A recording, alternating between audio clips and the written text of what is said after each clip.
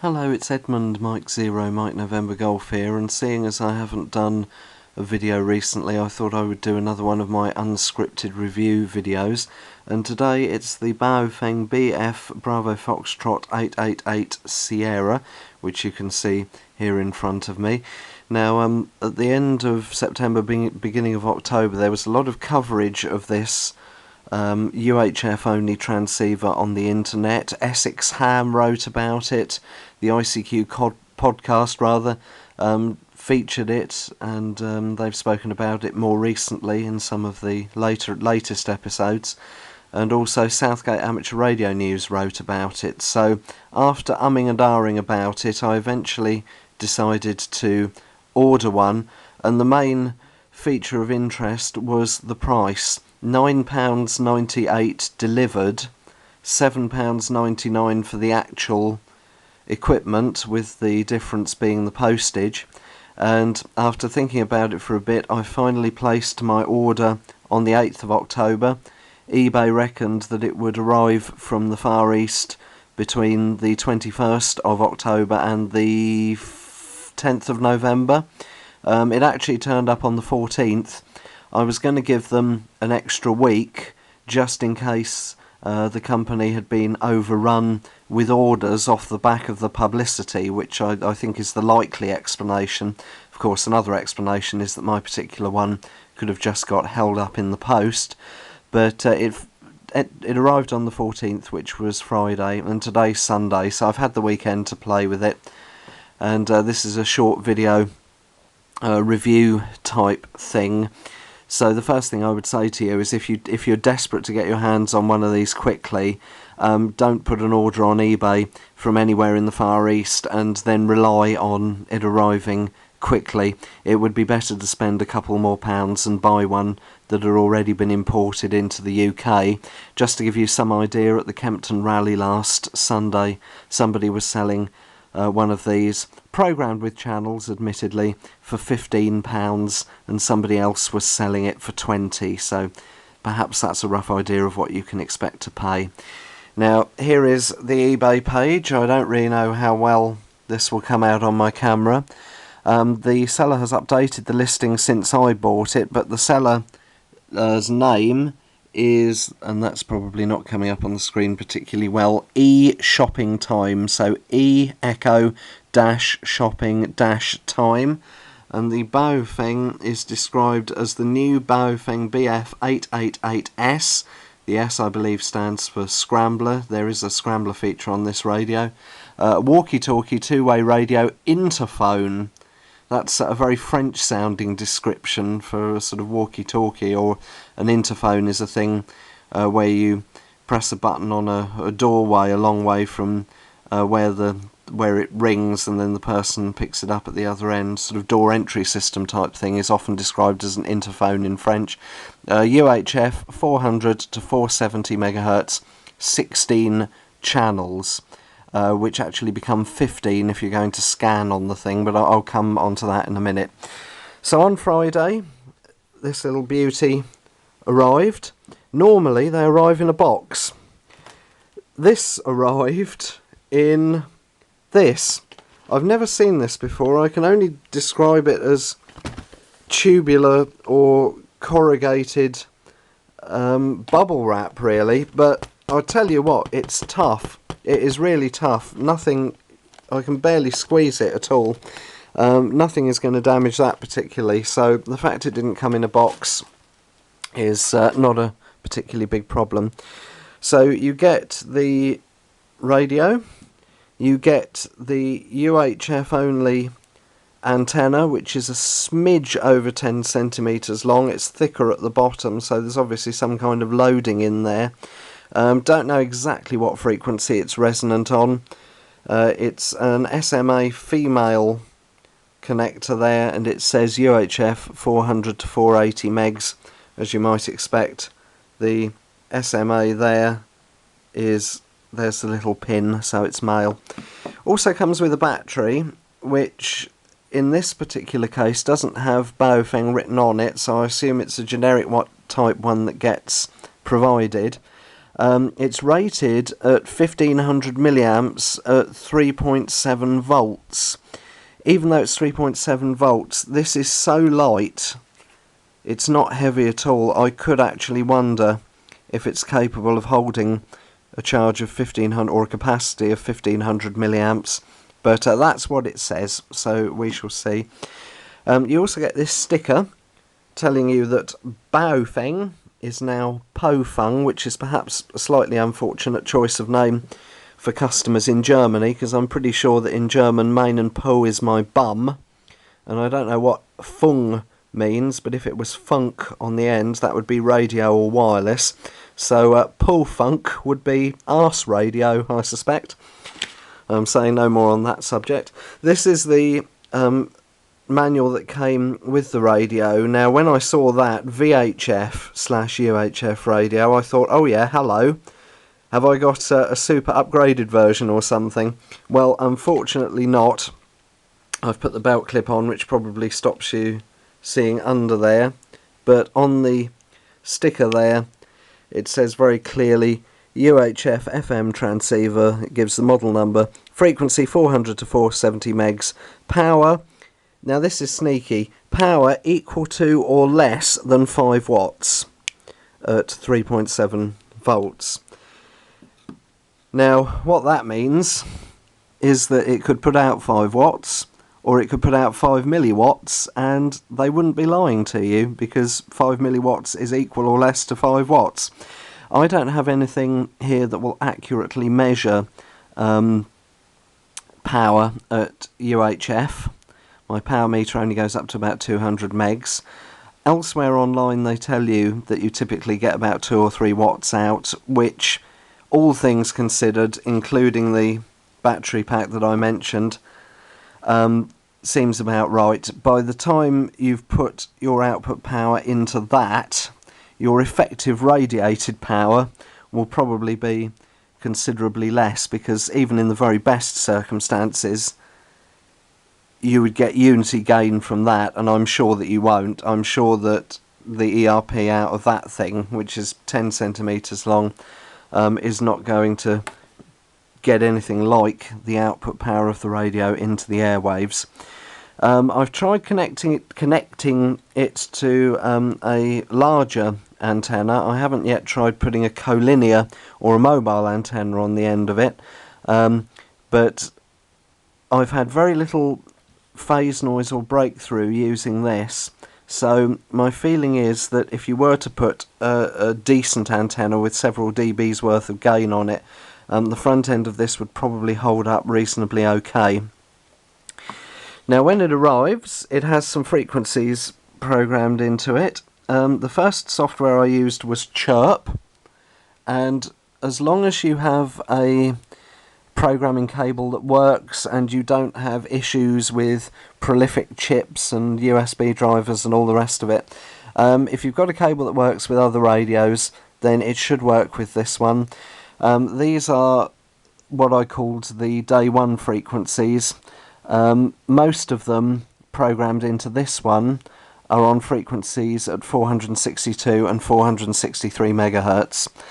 It's been said on other videos on YouTube, but it's worth repeating here. For goodness sake, do not simply take this radio out of the box and start using those frequencies. The obvious reason is it's illegal, and furthermore it would be obviously illegal to anybody who happened to be scanning the frequencies at the time. But perhaps more important than that is that in the UK at least, and probably other countries in the world, you could very well find yourself transmitting on a frequency that is in use by other people or organisations who have a genuine use for that frequency that is considerably more important than the use that you have for it. Legalities aside, if your local fire department is using one of those frequencies, for example, then you could cause big trouble by using it as well. So for goodness sake, don't use them out of the box. I've programmed this. The first 8 channels I have tuned to the PMR 446 frequencies, which you can find online if you don't know them off by hand. Now, it would not be legal strictly to transmit on 446 using this radio, partly because unless you had a really rubbishy antenna, and possibly fell on the floor, sorry about that, possibly a more rubbishy antenna than this one, you would be putting out more than 500 milliwatts effective radiated power. But the other thing is that for it to be strictly legal, the radio has to be type approved, which this one isn't. However, that doesn't stop you listening on 446. So what I'm going to do is I'm going to have to put the camera down a second probably to put the battery back in. It's going to fall over. Right, so sorry about that. The battery is now on the back. Now you can program all kinds of things in the software, and although I used Chirp to begin with, I did download the official programming software, which generates a logo a bit like that. For software to program this and for everything Baofeng, all models, the site you want is miclaw.com, Mike India Kilo Lima Oscar Romeo.com. Absolutely everything Baofeng you could ever want is on there, so I recommend that. And the reason, what this software has got that Chirp on the face of it doesn't yet seem to have, is this option here, which you probably can't read. It's the option to turn the scrambler on. I couldn't yet find a way to do that in Chirp. Everything else you can use either the official 888 Sierra software or Chirp, whichever you prefer. So I've programmed channels 1 to 8 to PMR. I've set the voice so that it's on, and I've set it to English rather than Chinese. So I will turn the radio on, and you will hear what happens. Power on. 2. So it tells me the power's on, it tells me what channel it is. So if I go to 1, 1, like that, which I can change by using the knob on the left hand side at the top, I will now get, if I can get this to stand up, the table's not very straight obviously, alright, I won't get it to stand up, I will get my trusty Intec M5050, probably one of the very few that in the world that hasn't been modified. And if I transmit on channel 1, there's a bit of feedback almost because I've got the volume up quite high. You can hear the obviously this won't come across very well on the video, but it is very decent receive audio quality through there. So it certainly works, and on one of the other channels, 5, 9, 11, 10. I've turned the scrambler function on, so I will just grab another radio over here, and I will let you hear what this sounds like. Now I don't know how well this will work or not. I'm going to hold the camera in one hand and talk in the other. I'm transmitting unscrambled and the scrambler is on, so this is simple voice inversion scrambling. Hopefully this will give you an idea of what it sounds like. I'm just going to count to 5 a couple of times. 1, 2, 3, 4, 5. 1, 2, 3, 4, 5. So the scrambler does work, both on receive and transmit. So I took this with me to Ford Market, which is a weekly market on a local disused airfield, and perfect for receiving PMR 446 transmissions from people going around there. Really good audio, no trouble hearing them at all. I did hear also some transmissions from slightly further away. Now they were quite weak, and obviously it's very hard to say exactly where they were coming from, but there are no buildings immediately surrounding the Ford's car boot market sales site, so they were coming from, I would think at the very least, the best part of a mile away as the crow flies, admittedly across open countryside. So this antenna, for what it is, it ain't bad, and as I mentioned earlier, I haven't had breakthrough on this radio at all. Now maybe that has something to do with the fact that it can't receive VHF. round here, most of the phase noise, breakthrough, whatever you want to call it, that my Baofeng UV3R, UV5R both suffer from to greater or lesser extents, comes from pages that are active on 153 megahertz or thereabouts. So the fact that this radio is incapable of receiving VHF possibly helps in terms of it not getting breakthrough. And one final thing that I should have mentioned earlier, the battery charger is supplied with a US, I think it's a US style plug, and then an adapter for the UK. I'm going to see if they show you a picture of it on here. I don't think they do, well they never used to, but they wrote one included in what you get, 1x desktop charger as gift, only US plug. They did include an adapter. I've got one anyway from my other Far Eastern radios, so I could have used that. But the only drawback is that the adapter that comes with it, and I don't think I've got it around at the moment on this table, is too big, too small rather, to look like it will accommodate a UK fuse. So if you stick this straight in the wall, there's no fuse protection on it.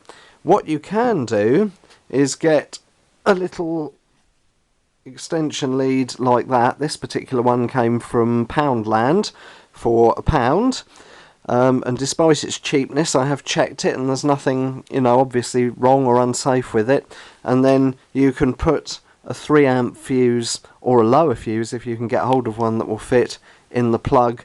And with a 3 amp fuse, this will quite happily allow me to charge 3 handhelds at a time, and probably quite a few more, I suspect.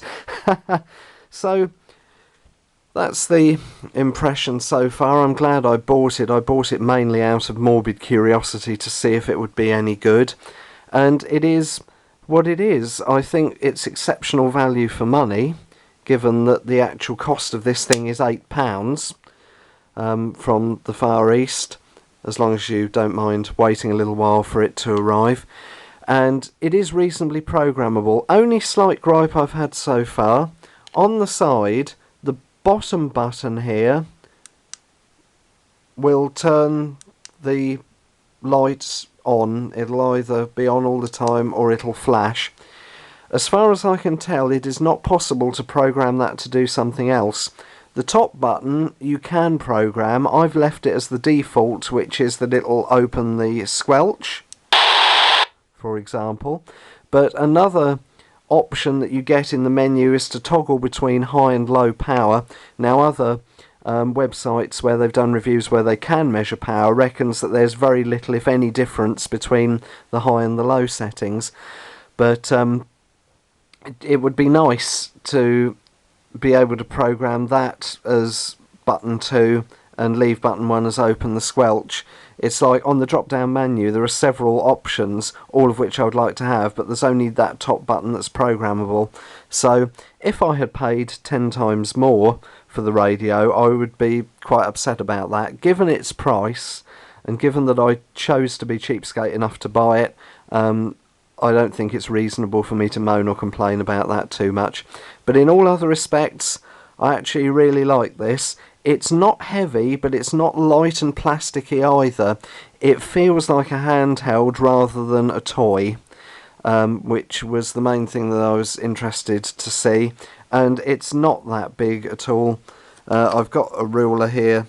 As I mentioned, the antenna is about 10.5 centimetres from tip to tip. I've dropped the ruler on the floor now. See, this is where I could do with the glamorous assistant for these videos. From there to there is 10 centimetres. From there to there is about 4.5. And crossway as well. I don't know if I'm going to be able to... Oh, I might. There you go. It's about 2 centimetres across, 2.5, something like that. So you could very easily slip this in a pocket or in your car and just leave it there. And as I say, even though it would not be legal to transmit on certain frequencies with it, 446 in the UK for example, for monitoring it's okay. And the ICQ podcast boys did a discussion on this in the penultimate episode, so the one that was issued at the beginning of November 2014, where they came up with the excellent idea of maybe if you run a club or an amateur radio club, you could buy a job lot of these and give them to people when they go for their foundation technician entry-level exam, program them up so that they will transmit, so that they will receive but not transmit, which you can do in the software, and then when your students pass, you enable the transmit side as well as receive. They've already had the experience of listening around, and you give them that as part of the course fee. Given the low cost, it wouldn't be too difficult to work this into the cost of a course fee. And you program in the local 70 SEMS repeater if you have one, and a few simplex channels, maybe the calling channel 433-500 in the UK, and a couple of simplex frequencies of choice if you do a 70 centimetre simplex net, for example. But it's amazing, really. Okay, yes, it's only FM, yes, it's only UHF, yes, it's only 16 channels, but for the money, it's unbeatable. Oh, and one more thing. You can program in your 16 channels. If in the software you enable the scan feature, setting it to channel 16 will make it scan through channels 1 to 15 and stop on a signal if it finds one, but only channels 1 to 15. As I understand it, whatever you've got programmed in channel 16 will not be taken into account for that scan. I'm prepared to be told I'm wrong about that, but from reading the instruction manual, which is clearly translated from Chinese or Japanese, but it's one of the better translations I've seen. It's one of the better versions of Chinglish. As I understand it, that is the score. If somebody knows otherwise, then please do let me know. But even so, 15 frequencies on the 70 centimetre band on its own, that's probably more than enough. 8 for listening to PMR in the UK, for example. Well, that still leaves you another 7 for 70 SEMS. And in terms of transmitting, well, let's just say the local repeater to here, Golf Bravo 3 Bravo Romeo, is about 20 miles eastwards by road. Less than that line of sight, obviously. There's a little bit of a sea path involved. I was able to open the repeater from this room, which is on the ground floor, using this just standing up. I mean, whether I would have been putting a readable signal into it is a different matter, but for the repeater to even hear me using this, it's not doing badly as a handheld. And I did charge the battery. It reckons in there that it takes about 3 hours to charge. From the factory, there was a certain amount of charge in here already. It took this about 2 hours, I think, to charge up, and it does say that in common with batteries of this kind, it's only after 2 or 3 charge and discharge cycles that you will actually get to the full alleged 1500 milliamp capacity. Right, well, thank you for listening. I've rattled on for nearly 25 minutes. I've probably repeated myself and told you lots of stuff you don't want to know, but I will continue to play with this. If you have any questions, put them in a comment under the video. I will do my best to answer them. Alternatively, there are lots of other videos on YouTube about this rig. You might well find your answer there as well. Or contradictory information to what I've told you. But of course, I'm sure you appreciate this is the one and only one I've ever had. I can only talk about this model, this very one in my hand. I'm assuming it's fairly representative of all of them, but as the saying goes, your mileage may vary. So, thanks for listening. This is Mike Zero, Mike November Golf, now finally going QRT. 73 to everybody out there. Bye-bye.